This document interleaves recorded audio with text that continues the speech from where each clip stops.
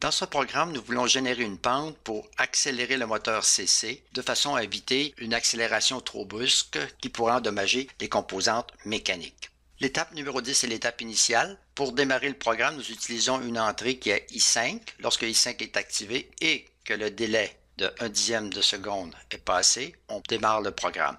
À l'étape 20, vous pouvez lire MW202. MW202, c'est la sortie analogique. On la fixe à une valeur prérequise parce qu'on sait que le moteur CC ne démarre pas entre 0 et 3 volts. Donc, ça ne donne rien d'essayer de créer une pente à ce moment-là. Le moteur va rester fixe et il va circuler un courant dedans de façon tout à fait inutile. On veut démarrer le moteur immédiatement, donc on va y donner ce qu'on appelle un offset.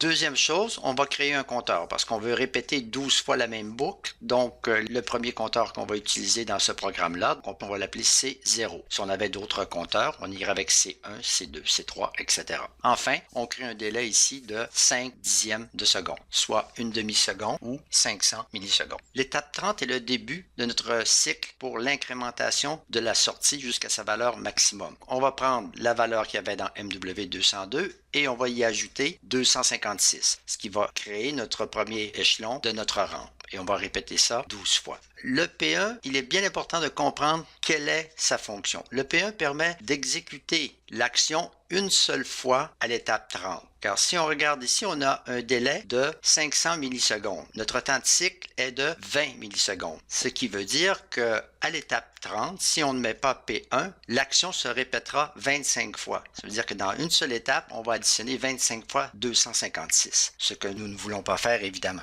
Passons maintenant à l'étape 40. On veut décrémenter le compteur. On sait qu'on veut une seule fois durant l'étape. Et ensuite, on compare. À la gauche, si C0 est différent de 0, ça veut dire qu'on veut répéter la fonction parce qu'on n'est pas encore rendu à la fin des 12 cycles. Si C est égal à 0, ça veut dire qu'on a fait nos 12 cycles et que le tout est complété. Donc, on retourne en haut et on recommence l'accélération. Évidemment, dans un vrai programme, c'est pas ce qu'on voudrait faire. On voudrait probablement fonctionner à plein régime un certain temps et après décélérer. Le graphique permet de voir qu'est-ce qui se passe à la sortie en temps réel. En bas, vous avez MW202. Vous pouvez visualiser la valeur qui est envoyée dans 202. On va maintenant exécuter le programme.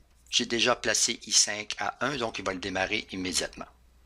Si vous regardez sur le graphique, on voit monter la pente jusqu'à la valeur maximum, elle tombe à 0 et ça recommence ainsi. Ce qui est intéressant, vous voyez tous les outils de dépannage. Quand vous regardez le graphe 7, vous avez en temps réel les délais qui s'écoulent à l'écran. Vous voyez la valeur qu'il y a dans le compteur et vous voyez aussi l'état de vos entrées-sorties. Donc, c'est des outils de dépannage qui sont très puissants.